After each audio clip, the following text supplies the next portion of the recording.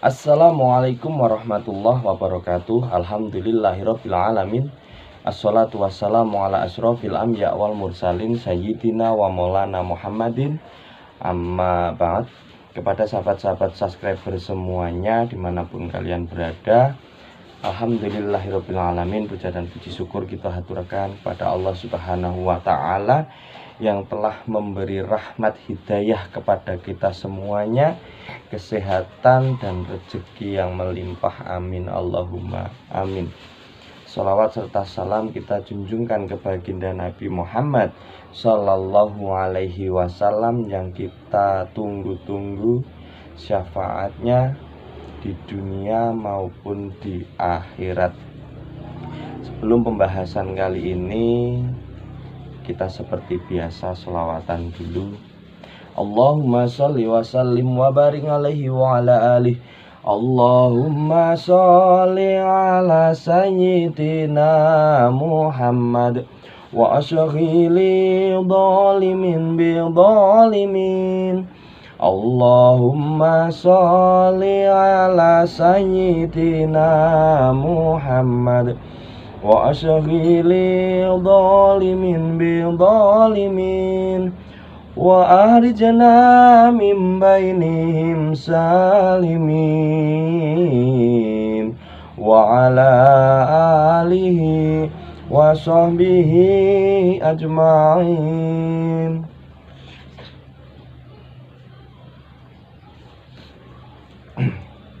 Baik sahabat yang dirahmati Allah Subhanahu wa taala, dengan barokah sholawat semoga kita diberi pemimpin yang amanah, pemimpin yang bisa memajukan negara kita, negara kesatuan Republik Indonesia.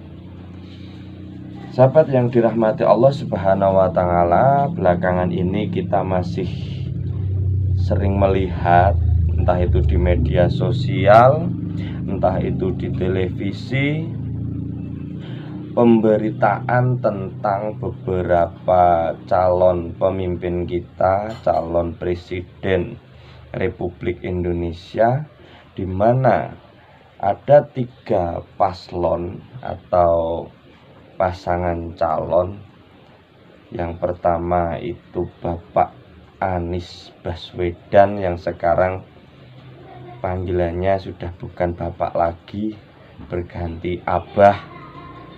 Dan ada Bapak Prabowo Subianto, dan yang satu lagi Bapak Ganjar Pranowo. Sahabat yang dirahmati Allah Subhanahu wa taala, mungkin dari ketiga pasangan calon presiden ini ada yang srek di hati panjenengan sedoyo, entah itu Bapak Anies, Abah Anies, atau Bapak Prabowo, atau Bapak Ganjar Pranowo. Kita bisa melihat dari debat calon presiden waktu itu, dimana kalau saya melihat, saya analisa ya sebatas pemikiran saya, di situ terlihat sekali sahabat, dimana sifat-sifat dari ketiga pasangan calon presiden tersebut. Mungkin panjenengan ada yang bangga karena yang satu mungkin dianggap kalah, yang satu dianggap tegas, dan yang satu dianggap tidak bisa menjawab. Tapi sahabat yang dirahmati Allah Subhanahu wa taala, perlu panjenengan tahu bahwa pemimpin di Indonesia ini kalau ingin maju itu harus jauh dari sifat adigang, adigung, dan adiguno, dimana nggak boleh yang namanya sombong, tomak, angkuh, merasa pintar, merasa cerdas, apalagi menjatuhkan. panjenengan bisa melihat dari beberapa waktu lalu, ketiga paslon ini mengeluarkan beberapa sifat-sifat mereka yang tampak. Mungkin bagi panjenengan itu suatu kelebihan, suatu keharusan, atau bahkan suatu kebanggaan, di mana yang satu bisa kalah, merasa tidak mampu menjawab, dan yang satu merasa punya hak untuk menilai perjuangan. Sahabat yang dirahmati Allah Subhanahu wa Ta'ala, dari ketiga paslon saya melihat ada Bapak Abah Anies Baswedan. Beliau saya anggap memang cerdas sekali dalam berbicara, dalam membolak-balikkan kata, dan beliau sangat berani sekali untuk menilai kinerja orang yang sudah bekerja.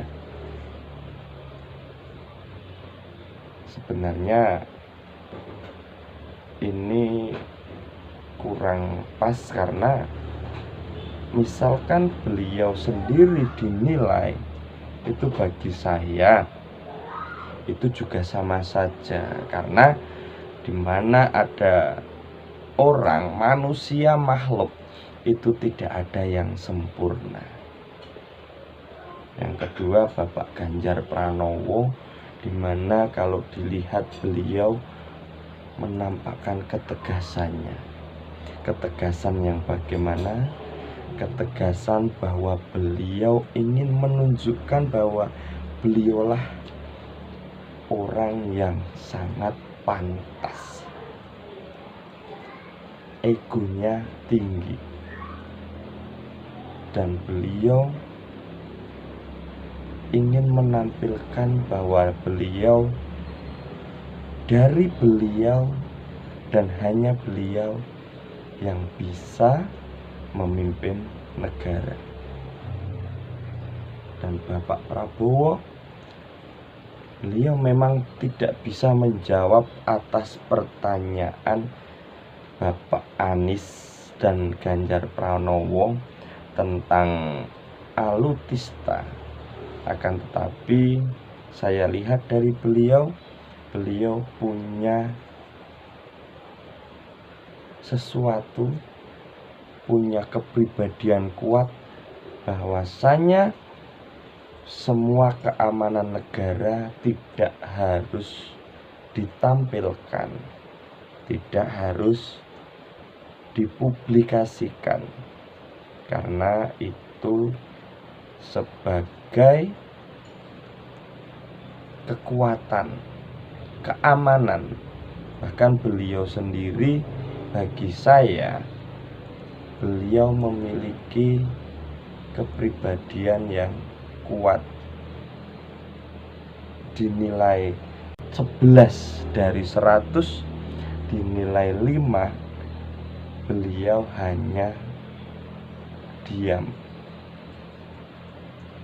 Dari ketiga paslon ini, panjenengan bisa memilih di belakang beliau ada siapa. Ada ulamanya semua dan ada santrinya semua.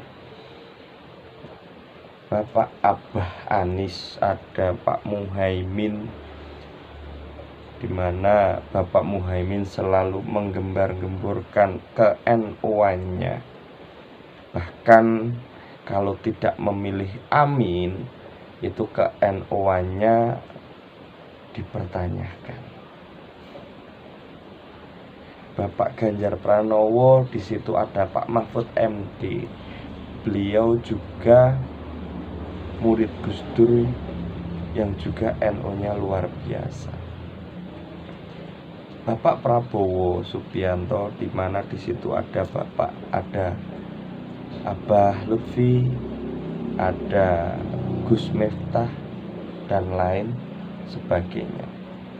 Tapi Kalau jika saya lihat perkembangannya, ini kayaknya besok banyak sekali ulama-ulama yang akan beralih ke Pak Prabowo, walaupun beliau tidak santri tulen, tapi kayaknya ini akan banyak sekali ulama yang beralih ke Pak Prabowo. Pak Anies juga banyak ulamanya. Bahkan dulu yang mendukung Pak Prabowo dari Front Pembela Islam atau FPI Al-Habib Rizik itu juga ke Pak Anies. Al-Habib Bahar bin Smith juga ke Pak Anies. Al-Habib Hanif juga ke Pak Anies, di mana di situ memang banyak sekali orang-orang yang keturunan Arab Yaman yang banyak di Bapak Anies. Jadi panjenengan bisa memilih.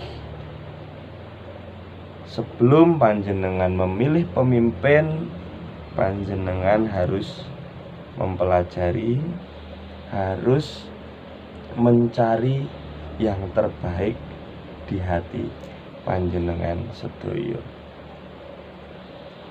Ini luar biasa karena 5 tahun ke depan itu ditentukan di pemilihan presiden mendatang. Sahabat yang dirahmati Allah Subhanahu wa taala, dalam tata Jawa itu ada yang namanya tata krama andap asor. Ini selalu saya bicarakan, di mana adab membuka aib orang lain itu tidak diperbolehkan, menjatuhkan orang lain itu tidak diperbolehkan, merasa tinggi hati, merasa paling baik itu tidak diperbolehkan. Apalagi memang sudah niat menjatuhkan di depan publik, yang bagaimana sebenarnya dia sendiri sangat punya kebusukan-kebusukan di hati, banyak kekurangan-kekurangan di hati, apalagi tentang kinerjanya. Monggo panjenengan pikir, panjenengan olah kembali siapa yang pantas untuk memimpin bangsa ini.